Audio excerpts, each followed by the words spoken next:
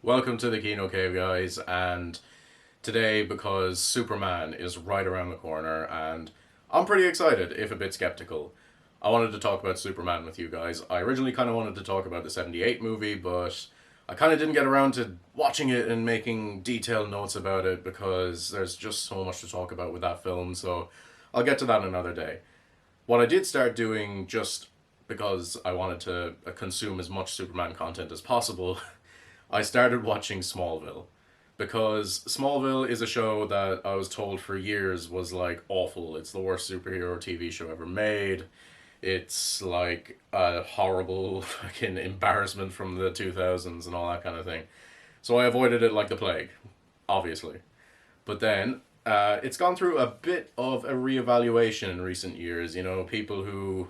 And this happens with everything. It's happened with the Star Wars prequels, it's happened with the Amazing Spider-Man movies. It's happened with the early 2000s superhero movies where people who watched it as a kid and loved it grow up and then they kind of look at it again and they kind of weaponize their nostalgia and but no, they actually find the beauty in something like this. So people have been talking about Smallville and talking about how it's actually got its merit. And since I love shows like The Flash and Arrow, and I liked the first season or two of Supergirl as well, and I think there's a lot of love to be found there. I will always love The Flash, especially season one and a lot of season two and even seasons three and four and stuff. And I love Arrow as well. I love all these kinds of shows. I just love 20 episodes a season, 40-minute long episodes. Just give me as much of it as possible.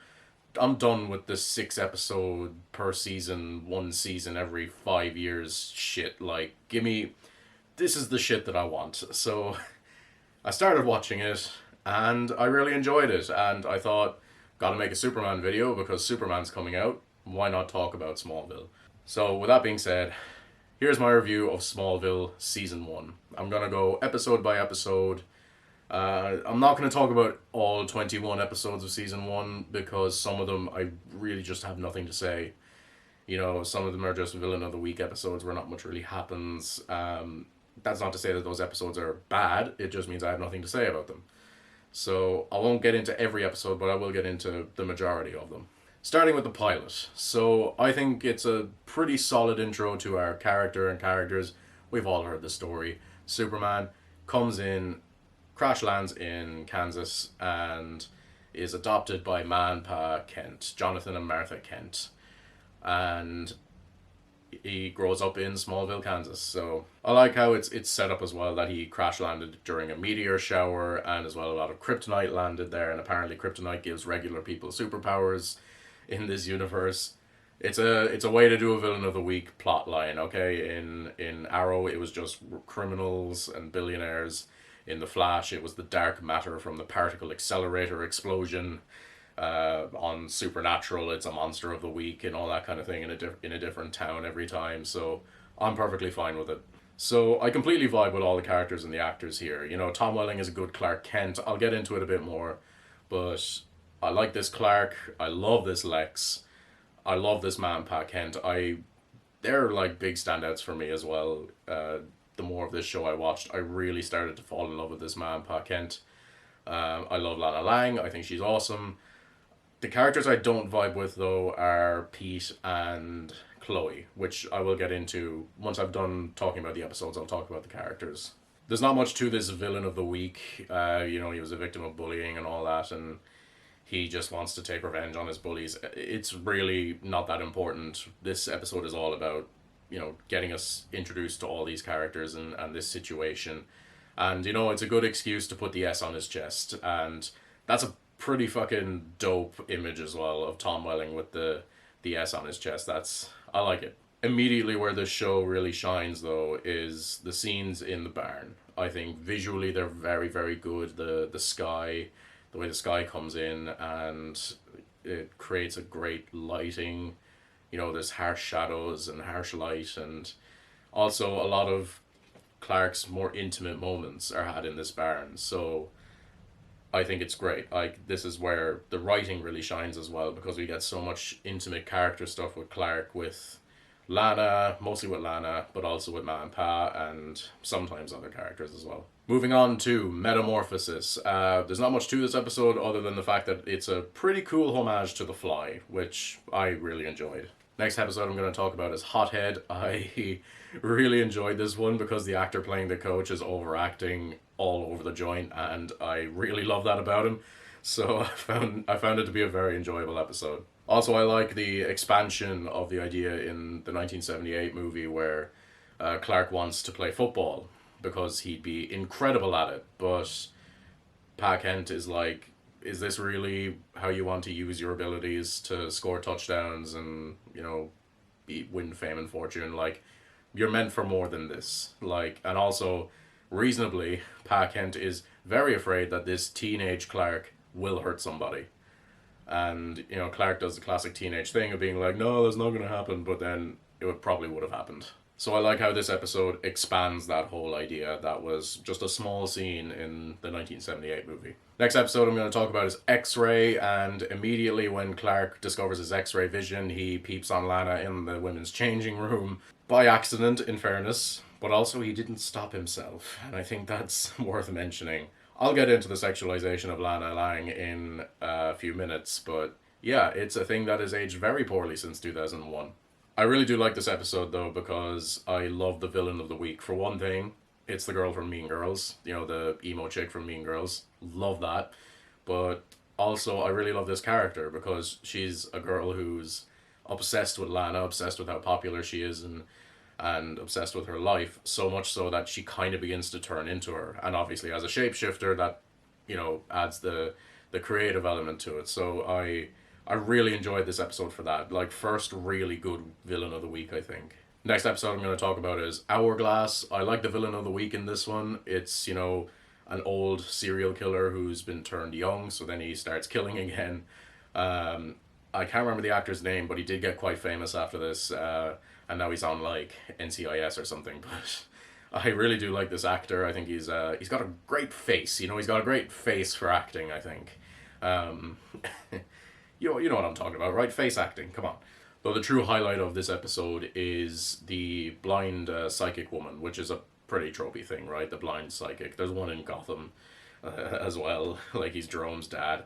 But I really do like when the blind psychic lady reads Lex's future, and you get this really cool, like, mini sequence of Lex, like, standing in basically the apocalypse of the world, the idea, and it starts raining blood and everything, and what a really cool visual representation of the monster that Lex Luthor will become. The next episode I'm going to talk about is Craving, and most notable thing about this episode is that it's got Amy Adams in one of her first ever roles, wearing a terrible fat suit and fat makeup, and she would go on to play Lois Lane in Man of Steel and the Zack Snyder universe of movies. So that's pretty crazy, right? Like that, I saw her and you see her first in the fat makeup, so I was like, is that Amy Adams? And then she obviously turns fit from the kryptonite poisoning or whatever, and then it's like, oh shit, it is. Otherwise though, the episode is kind of interesting because it tackles eating disorders and being overweight and the struggles that come with that, which people are only kind of becoming sensitive to now, I think, in the last few years. It was, being overweight was often associated with, like, ugliness and evil and kind of, but now people are starting to grow more understanding of people who are overweight and people with eating disorders and all that kind of thing. And it's become much more acceptable now to, be whatever size that you are. Because some people just can't control it. It's just we're all born different, and there shouldn't be an ideal body type to strive towards all the time. And this episode really does tackle that, I think, and it is really interesting and sensitive. Like, I love Amy Adams' dad in this episode because he doesn't care about his daughter being overweight or anything. He just wants her to be happy, and he doesn't want her punishing herself by like herself, like she's forcing herself to drink like green smoothies made of like kale and shit. Like that's my nightmare, by the way. I hate that. But yeah, he doesn't want her punishing herself basically for being overweight, and I thought it was really cool. Next episode I'm going to talk about is Jitters, and man, rest in peace Tony Todd. Incredible actor, great fucking performer, amazing voice. Like, if you haven't seen Candyman, watch Candyman, watch the Final Destination movies that he's in, season 2 of The Flash, the Spider-Man 2 video game. Just what a legend of the screen, who was ignored at the Oscars, but we're not going to talk about that right now. And he's also in this episode of Smallville, and this is my favorite episode of the show so far. I think it's fantastic. The villain of the week is great. Tony Todd elevates it from being like a pretty okay villain to like an incredible villain. And I love the Clark and Lex stuff in this.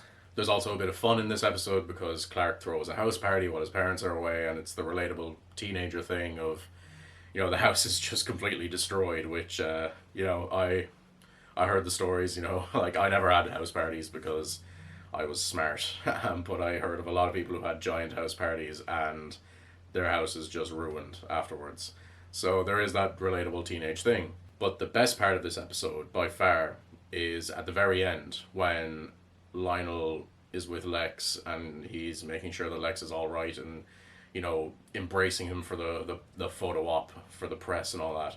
And he looks over and he sees Clark being embraced and loved by his parents, or his adoptive parents. And I love the envious look on Michael Rosenbaum's face as he watches Clark be embraced by his parents, who aren't even his real parents. They're his adoptive parents. I just love you see so much in his face. He's like looking at Clark like, why can't I be loved like that by my own father? And he looks over and he sees what genuine love and concern looks like, and he's so envious of this alien. And this is what drives Lex constantly in the comic books and, in the good adaptations and stuff. The idea that what Lex craves is what Superman gets automatically. And that's his kind of journey, is him just growing more and more hateful towards this alien, this thing that just gets everything that Lex wants thrown onto his lap. Clark is just left on Jonathan and Martha's doorstep one day and he's immediately automatically loved, and all Lex has done is try to show Lionel his power and that he can take over from him, and he's still not loved. This is the best Lex stuff. Next one I'm going to talk about is Kinetic. And I haven't talked much about Whitney yet, but I really like Whitney as a character. He starts out as the typical jock bully, and I thought, okay, I'm ready to hate this guy. But he gets a really interesting character development. His relationship with Lana grows more deep and less kind of superficial, I suppose, and he has genuine struggles as well in his life. Like, his only way to get into college is through scholarship, which is such a weird thing. America, what's wrong with you? It's the only way he can get into college, but then he, can't do that, so he kind of turns to a life of crime as well, just for the episode, obviously, but I really like Whitney's character here. The next one I'm going to talk about is Nicodemus, and this one is interesting because of the dated aspects of the show. So I briefly touched on the sexualization of Lana Lang, and I think that Christian Crook, I hope that's how you pronounce the name, I think that she does a really great job as Lana. I think she has some fantastic moments, but a lot of her character is here just as the love interest of Clark and for Clark to pine over her. And she is sometimes, like in the X-ray moment when Clark looks through the wall and sees her changing. I know there's a couple of moments like that in the show, but it's most egregious here in Nicodemus, where the villain of the week causes characters to lose their inhibitions. And with Jonathan, it's like he gets more aggressive and things like that. But with Lana, she becomes a huge flirt and is flirting with everybody, and she's like a more free spirit, which obviously is in contrast to what she's like normally, where she's very reserved and kind of wound up, shall we say. And I'm fine with all of that. I'm fine with her being a flirt and, being more of a free spirit and that kind of thing. But where it doesn't work for me is when she's in the swimming pool with Clark. And she's not in the pool yet, but she's getting ready to get in there. And she obviously strips down to her underwear to get into the pool and wants Clark to join her. And the camera pans up and down her body as she's stripping, and it's obviously filmed very sexualizing and all that kind of thing. I just don't need to see that. I get what you're doing. You're trying to attract a certain type of audience, which is teenage boys, and that is how you attract teenage boys to watch your show, but I just don't think you need to do that. Like, Kristen Crook is already a very, beautiful young woman in the show. You just need her to just exist as she is. You don't need to pan the camera up and down her body as she takes her clothes off. It's very weird and just uncomfortable to watch. I kind of just looked away for most of it. And that's not me being a prude or anything. I was just kind of like, I don't need to see this. So I made some notes and just checked my phone while it was happening. I was just waiting for it to be over. Clark's reaction shots are pretty funny though. Next one I'm going to talk about is Stray. I like the idea that he's not really a villain, but the sort of thing for the week is a kid who can read minds, and he's not really subtle about the fact that he can read minds, but seemingly everybody's oblivious to it anyway, which is funny. But yeah, I think that's a really fun concept. I like his relationship with Clark and how they bond. Obviously, they can kind of sort of bond over being like freaks. Well, freaks, they have superpowers. But what I found most interesting is that, Lex's childhood hero is a comic book character who's an alien who comes to Earth and rescues people. And again, that I think can work towards his hatred of Superman, because this is a character that Lex can sort of live through, but he can never actually be like that. And when he sees Superman, someone who is like that in the real world, it can cause resentment. Next one I'm going to talk about is Reaper, which can, tackle death and all that kind of thing, which is interesting enough, but where this episode really shines for me is Clark and Jonathan's relationship. I found it to be really, really well handled and also incredibly relatable, to me specifically, but also for any number of teenage boys. I think every teenage boy has that kind of moment where they're growing up and they want to spend less time with their dad and more time with their friends. And I imagine a lot of dads can relate to, not having as much time with their kids as they grow up and start to live their own lives. And I thought it was really, really excellent. I think that, I'm blanking on his name, I think his name is John Schneider, maybe? His name and face will be here anyway. He's possibly my favourite Pa Kent, to be honest, after watching a season and a bit of Smallville. Yeah, I love this Pa Kent. I think he's excellent. He just feels like a real dad, rather than feeling like, an authority figure or like a wise old monk giving advice, which is kind of what the 78 one, he's great, and he's, clearly giving that kind of wise old man vibe, but he doesn't feel like a real dad, shall we say.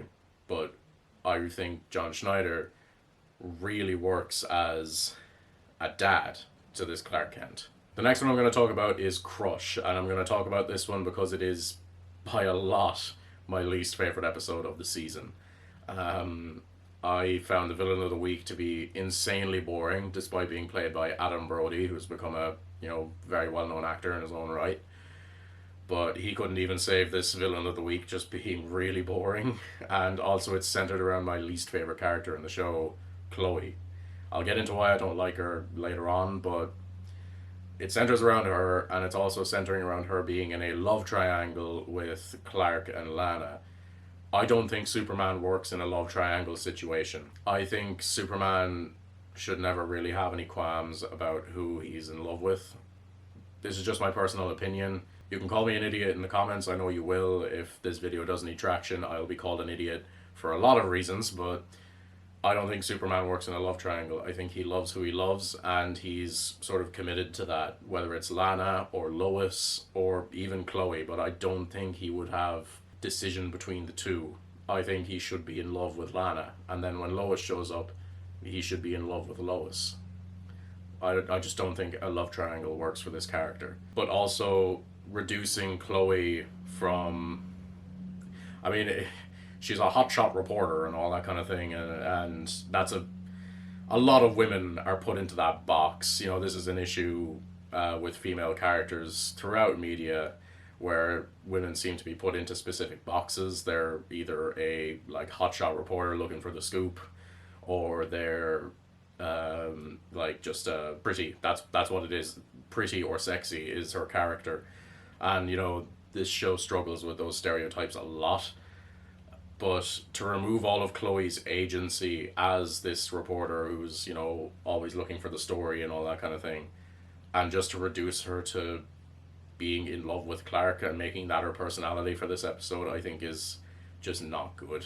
Although, what I will give this episode is that the funeral scene at the end is really good. Cinematography wise, I like the music choice. I think it's really, really good. I think it's very well acted by everybody. So, silver lining. And finally, the last episode I'm going to talk about is Tempest, the season finale. This episode is pretty good, but it's mostly a setup for season 2. That's kind of all I got out of it. There's a lot of tension with, you know, Clark's secret potentially getting let out, and, you know, Lex leaving his father in the mansion, you know, whether or not he's going to help him, and Lex starts to kind of show his more sociopathic side. There's also the concern for Lana's safety and her relationship with Whitney and all that kind of thing. And yeah, it's all set up basically for season 2. It feels like the first part of a 2-parter episode, which happens a lot with season finales. You know, it's kind of ends with a to be continued. This actually does end with a to be continued, and it is wrapped up in season 2. I'm not going to talk about that now, but I have seen the first episode of season 2, and it works as one episode spanning across both of them. But this episode is really just pure setup. So, overall for the season, I think that this was a really enjoyable season of television. It's not perfect. There are a lot of episodes that I didn't even talk about because they're boring. There's not much to them. There are episodes that are outright bad. There's issues with the writing. There's issues with the acting. But that's the way a lot of season 1s of television goes. What I will say is that I enjoyed this enjoyed this season enough that I immediately wanted to jump into season 2, which I did. So, and that's, you know, the best you can ask for, I think, with a season 1, is hooked me enough that I want to watch more. And season 2 does improve on season 1 immediately, but that's for another video. There are episodes in this season that I really, really loved, and I would go back and watch them again. So, overall, I don't like to rate things. You know, if you want to see my ratings for movies, then you can go to my Letterboxd, which I should probably plug one of these days. You know, here it is. Here's my Letterboxd. Find me there, and that's where my rating for everything is. But I would say that this season of TV is like a 6 out of 10, maybe. That's not set in stone, but that's how I'm feeling right now. What really makes me want to keep watching, though, are the characters. I think the characters in this show are, by and large, very, very good. I think Tom Welling is a very good Clark Kent. You know, they've nailed the core characteristics of Clark Kent. He's got a great heart. He wants to help everybody, but sometimes it gets very overwhelming for him, and he can get frustrated with that sometimes. I think the clear standout here is Michael Rosenbaum as Lex Luthor. Incredible Lex Luthor. You know, just that bald head, walking in, fucking acting his ass off. It's fantastic. Michael Rosenbaum is excellent in this role. He feels dangerous, but also endearing as a character, which is exactly what you want from Lex Luthor. I think Lana Lang is a solid character, and Christian Krug is really good in her role, although I would like to see her character get a bit more agency and do a bit more as the show goes on. You know, break out of just being the love interest. The character that surprised me the most was Whitney. I thought he was a really interesting character, and you know, he started off as just the bully and the jock, but he became very interesting, and he kind of became the Jimmy Olsen of this Superman show. Obviously, Jimmy Olsen, the character, doesn't show up until Clark is an adult. So this is kind of like a stand-in for him. He's kind of a friend to Clark, and as the season goes on, Whitney warms up to Clark and becomes more trusting of him. And I think leaving his character off at the end of the season, I felt something there, which I didn't think I would. Now, the two characters that I didn't like are Pete Ross and Chloe, whatever her last name is. Um, I found Chloe to be an incredibly annoying character. She's kind of the guy in the chair of this. All these shows have one. It's Cisco Ramon in The Flash. It's Felicity Smoke in Arrow. It's Win Shot from Supergirl. They're the kind of best friend who's really excitable, and they're investigating all the time and that kind of thing. And that's kind of both of these characters really. Pete and Chloe are both just that character split into two. But I found Chloe to be really annoying. She's not funny. She's not a good love interest. I don't know why Clark has any interest in her romantically. It just kind of comes out of nowhere. She's really invasive a lot of the time, and she's constantly poking and prodding at people, and why would anyone want to hang out with her? She involves herself in places where she shouldn't be, and she's just she's an annoying character. I can't put it into words as such. She's just constantly sticking her nose in where it doesn't belong. All right, she's annoying in that way. And Pete Ross, my problem with Pete Ross is that his only personality is that he's really horny all the time. That's it. He's not.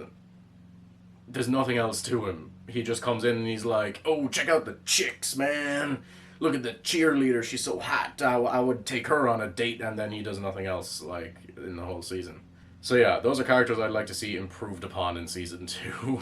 Another standout that I have to mention is John Glover as Lionel Luthor. I thought he was fantastic. He's menacing. He commands every scene that he's in. I thought he was fantastic in this. And so that's my review of Smallville Season 1. I hope you enjoyed it. The battery on the camera's about to die, so I want to do this fast. Hopefully I'll review Season 2 sometime soon, because I said I'd do that with Arrow and I ended up not doing that, but I am watching Season 2, so I'll probably review it when it's done. I'm really excited for the new Superman. I hope it's good. I really do. I need a good Superman movie. And if you like this video, give it a like. If you have any comments, I'm sure you do, put them down below. I need the engagement. And let's just have a conversation about Superman. And what do you think of Smallville? Is it the shitstorm that everybody said it was in the 2010s? Or is it the hidden gem that everybody's saying it is in the 2020s? And subscribe to see more videos like this. Oh, and have a super day, everybody.